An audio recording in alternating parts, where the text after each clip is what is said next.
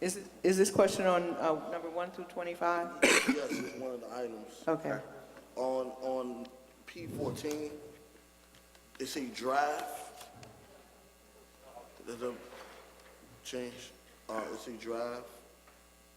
P14, right to know inventory.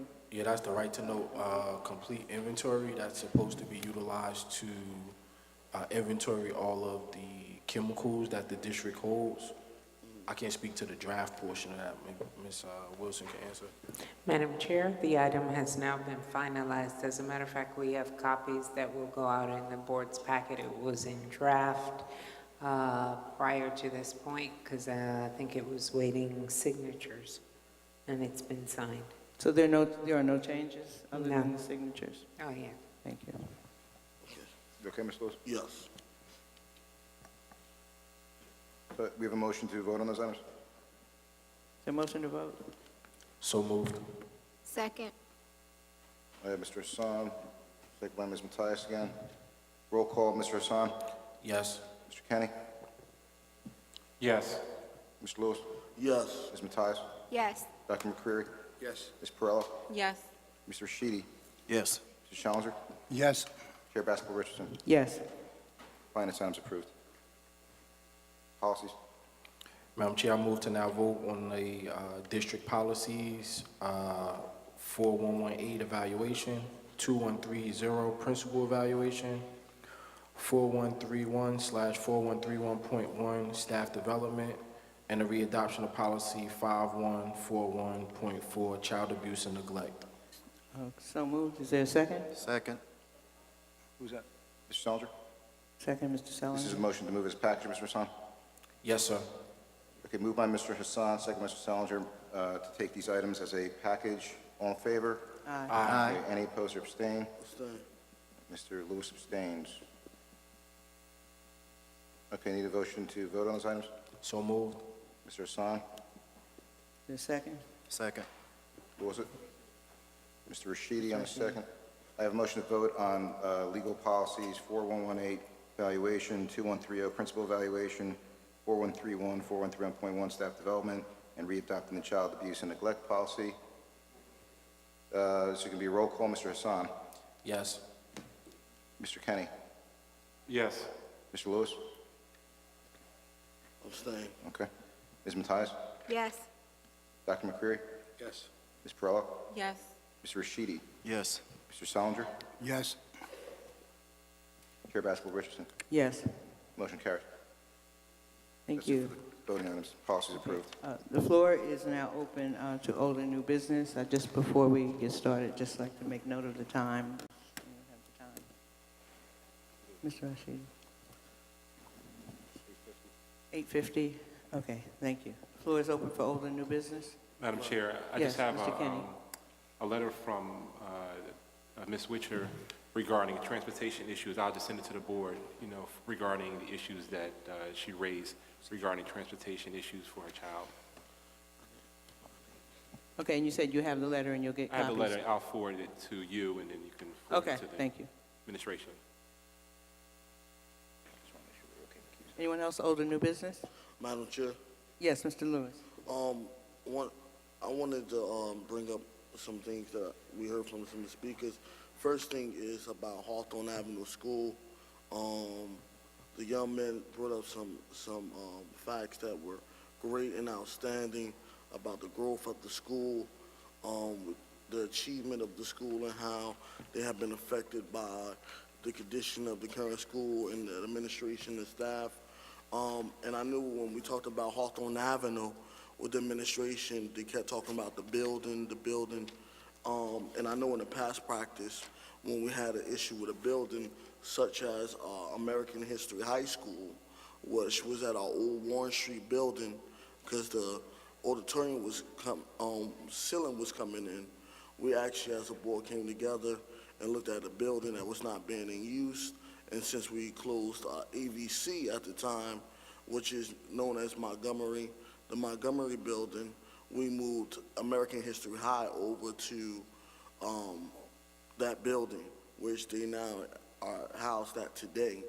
So I wanted us to look at that practice and see, since Hawthorne Avenue is a put-together school, they're going in the same direction as we would want all our schools to go through. They are a school that's been recognized by the state for their outstanding achievement, their growth.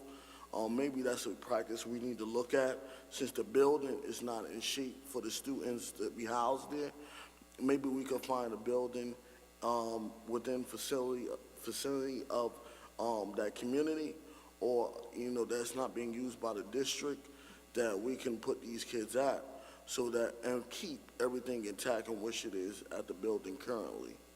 So that's a solution that I have. That was the practice we did in the past when we had children in the building that was not safe for their well-being. That's a practice I want us to look at for this situation, because I believe some of the kids have valid points. When you go into the building, you feel like it's home. Some of our children, that's the only time they feel safe, is when they're inside a school building amongst young men that they could look up to in the community, women that they could look up in the community. So I want to, since this is a bad building, is what the administration said, the reason why it's taken offline, and they are themselves ignoring the statute of the state and what the state look and require of our standards. And that's not the reason why they want to move kids. Maybe we need to look at this and see if this is a better way we can move forward with this Hawthorne Avenue situation. So I just want to put that on the table as a recommendation.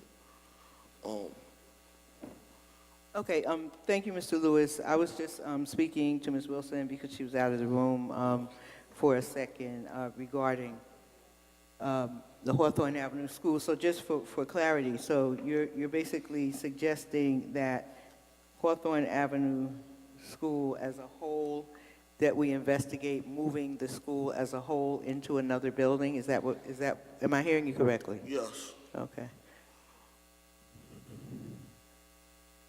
So, And keep it intact the way it is now, so that the programs that is going on will maintain, the staff will stay in place, the principal will stay in place, so that the progress of the building will grow. Because right now we're looking at these young men and young women who are really see this as a family, and then we see third in the state for student growth, 7th overall in student achievement, 3 years in a row consistent growth. I think that this is something we need to consider, even though the district is not considering this, and the state look at them as a school on the move. Mr. Lewis, I mean, obviously that is a clear suggestion that can be made, and we can certainly make that suggestion. I don't see any problem with making that suggestion. I just think we just need to have a little more, a little more discussion. We can make the suggestion, it's a good suggestion, but, in light of the present situation, I think, making a suggestion is one thing to do, but in terms of, how to actually, have some effect on making that happen, I think is a larger conversation. Yeah, I see, like we as a board, when it came to filling vacancy, we took past practice. What we did last year, we went to the highest vote getter, we did it again this year. So I think that we need to take past practices. If that's going to be how we react to buildings that's outdated or need upgrade, I think that's what we need. That's the direction we need to continue to go if we're going to run into these type of situations. So, so close. So, I guess what I'm saying is, yes, it's certainly a suggestion that we can make. It is definitely, I mean, it's a facilities issue, so, in terms of, I would say, if you speak with Mr. Rashan and Mr. Hassan and, come up with something that we could put forward, I think that's a good idea. Thank you. Also, I wanted to say, one of the speakers, I believe, was Ms. Jackson, talked about the superintendent selection committee. And I wanted to say I was one of the board members at that time who knew about the selection committee. I wanted also say that interviews was purposely scheduled, so I couldn't attend some interviews. The only one I was able to attend was the African-American woman who I was highly impressed with, who they sabotaged because she had a background that wasn't her responsibility. She wasn't part of the scandal, but since she was the face of the administration, they made her the downfall of it. And I wanted to say that that's who I cast my vote for. I wanted to say that I think it was on purpose. So the reason why I wasn't afforded the opportunity to be a part of the interview process when we had the board chair and vice chair at the time who sat in all the interviews. Certain board members was selected to be in some interviews, and I wanted to say at the time, I felt as though at the time people on purpose was put in certain interviews so the outcome would be the outcome we have today. So I wanted to put that on the record as a board member who was on the board at the time when we were looking for a superintendent.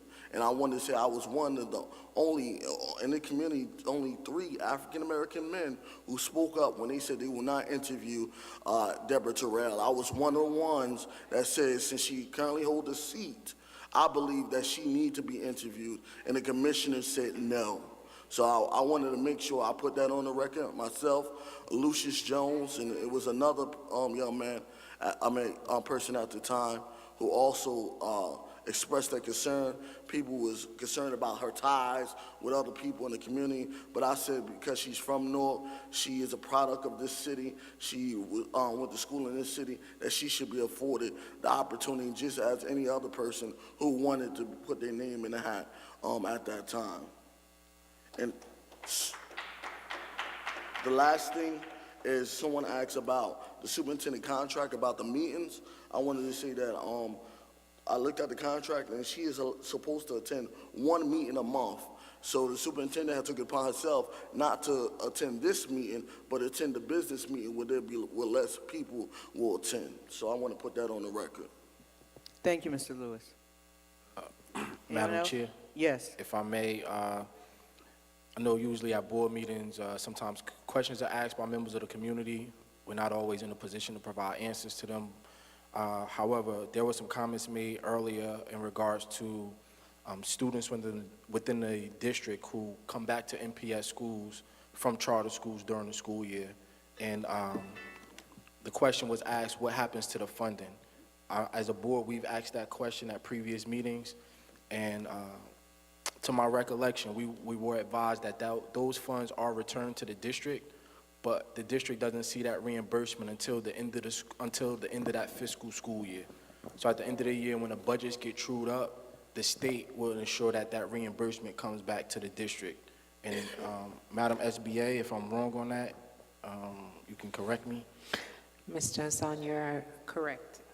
In previous times when charters first began, there was not a return to the home district of funds.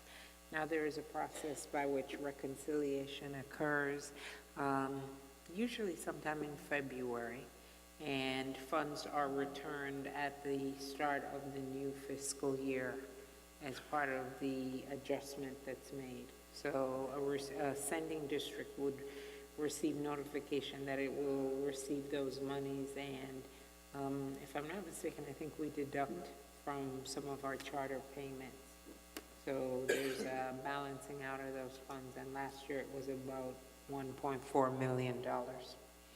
Thank you. Madam Chair, second point that I wanted to touch upon is the park assessment. I think at times we haven't had really haven't had, too much discussion around the park assessments and what that means for the community and for our children. The park assessment is obviously more than just the test. It's about utilizing technology to help advance the future of our children.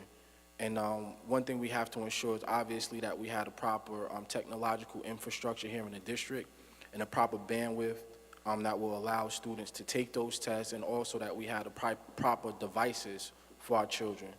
But I just want to stress to the community that as we evolve, it's going to become more important that our children are put in positions where they have the opportunity to utilize computers, smartphones, etc. As we move forward, textbooks will probably be obsolete in a few years. So that's something that's going to require not only the district's effort going forward, but ensuring that we're able to provide students with opportunities outside of the classroom also. I think that, me personally working in the telecommunications industry, I can foresee that one issue or concern would be lack of internet in the students' homes as we move forward. So, one suggestion I have for the district is that as we move down the road for this park assessment, there are opportunities for us to partner with some of the internet service providers so that we can explore opportunities to make our public school facilities wireless hubs or wireless hotspots within the communities. If you ever ride down the neighborhood and you look at your iPhone, you get that automatic pop-up sometimes asking you if you want to join a network for Comcast, or if you want to join this Verizon Fios network as an example.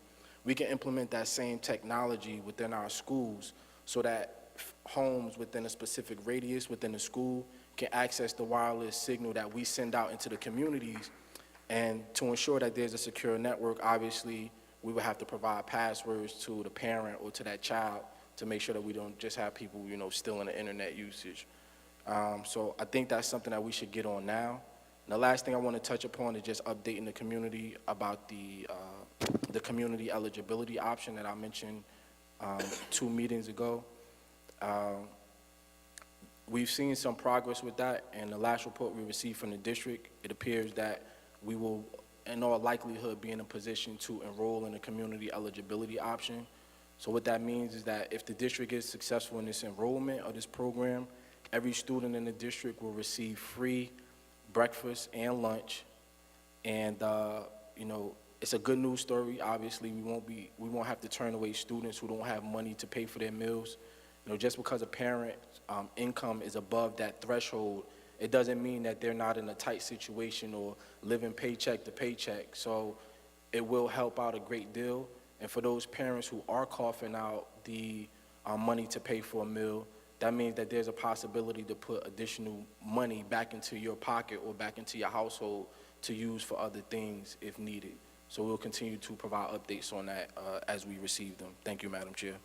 Thank you. We're certainly all looking forward to and hoping that that does move forward. Anyone else old or new business? I Yes, just wanted to Mr. make Tynes. a comment on the statement that Mr. Hassan made in regards to park. One of the last updates that we got in our P&I committee was that the district is getting ready to pilot a program in the K-8 schools. I believe I don't have my report directly in front of me, but it's the K-8 schools, and it would be 25% of the student population getting one-to-one devices. It's only for school use. They can't take it home, but it's an opportunity for them to get personalized and familiarized with technology. And the other concern we had was if children aren't readily exposed to technology, are they going to be ready for the online park assessment? And Dr. Perkins indicated at that time that if the district feels that they're not, they're going to advocate for the paper version. So we are definitely following this because we know that is a concern in some of our schools. Thank you. Yes, Mr. Madam Chair, Lewis? just two last things.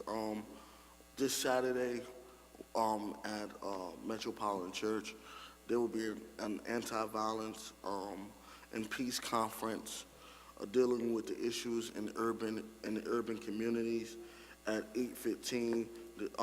We'll start. We're asking for young people, everyone to bring young people that you know that are being affected by the violence in the community. Reverend Al Sharpton will be the keynote speaker from 9. It will be from 9 to 12 this Saturday. We ask you to please come out, and it's a free event. It's going to be workshops. We're going to talk about all different things that's happening with urban communities dealing with violence. So if you know anyone, please stop by on this Friday. It'll be by the National Action Network of New Jersey. Reverend Al Sharpton will be the keynote speaker. Also, please looking for the upcoming National Action Network convention, and on the 9th, I believe, the 9th or the 10th, Commissioner Arnie Duncan will be attending the conference. It will tell you his slate time, what time he'll be there, so that you can come and be involved, and also tell him what's going on in Newark. And it'll be a one-on-one conversation, so it'll be a dialogue, so people can really understand that he too believe that this plan is not fit for the city of Newark as well. So I thank you all for them two announcements. Also, before we leave, I wanted to say to my board colleague, who is like my Clyde, my Bonnie, I'm Bonnie and Clyde. Well, I was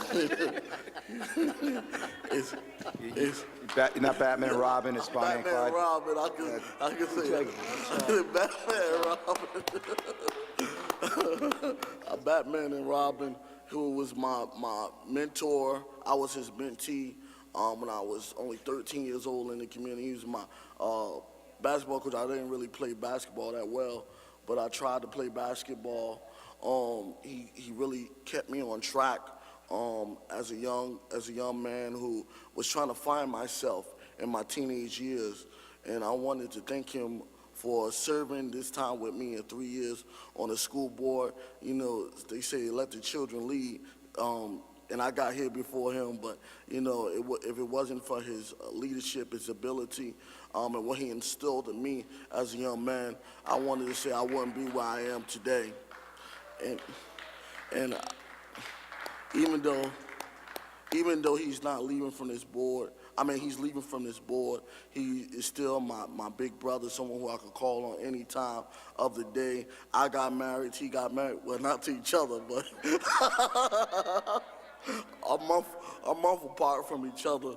I had a young son, and now he's about to have a child. So you see how everything is in line, and I hope in a few months we'll be calling each other colleagues again on the municipal council. Thank you. Madam Chair, I'd like to tell Bonnie, I'm just joking. First off, I actually had a lot of things I wanted to say, but most importantly, I wanted to tell everyone thank you, for giving me an opportunity to serve on Newark Public Schools. It became important once we started finding children not being successful in terms of what they wanted to do, and us not having the resources to get the children to where they need to be. It also became important for us to turn this board from a quiet board to an activist board, where people who are in the community, had a chance to hear board members, whether we said the right thing or made mistakes. At least you had an honest, dialogue from who we are, what we believe, and we sincerely try to do what's in the best interest of children. Before we walked in the board, Marquise was the only person that would say something, take risks, open his mouth. But now you have 9 board members who are doing the work that the people require us to do. And not only do we have 9 board members, we also have a student rep who represents the students of Newark Public Schools,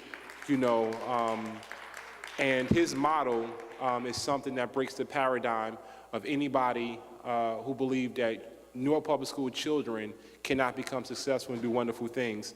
So again, I'd like to thank everybody for giving the opportunity, to parents, who entrusted their vote and put their confidence in me.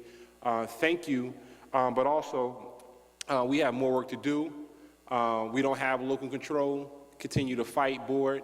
We don't have 100 children graduate, 100% of children graduating. Continue to fight. We don't have the resources that we need to make sure our students are prepared for a global community. Continue to fight.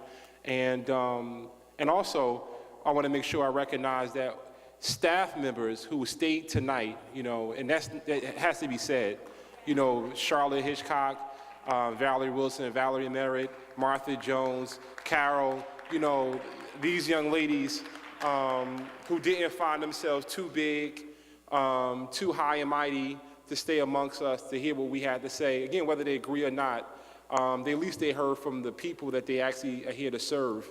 And we have to put those folks who chose not to stay amongst us to leave us, because obviously their intentions is not about the preparation of children for Newark Public Schools. Obviously it's not about making sure our children advance to the greatest heights. And if a superintendent is willing to say to her community that I'm going to give away the schools, then that says something about her ability to lead. So again, thank you, to everyone, my board colleagues. I love everyone, and I can't wait to see when we get local control back. We did it, but right now we still have more work to do. Thank you. Thank you. And Mr. Kenny, you recognized all the, yes.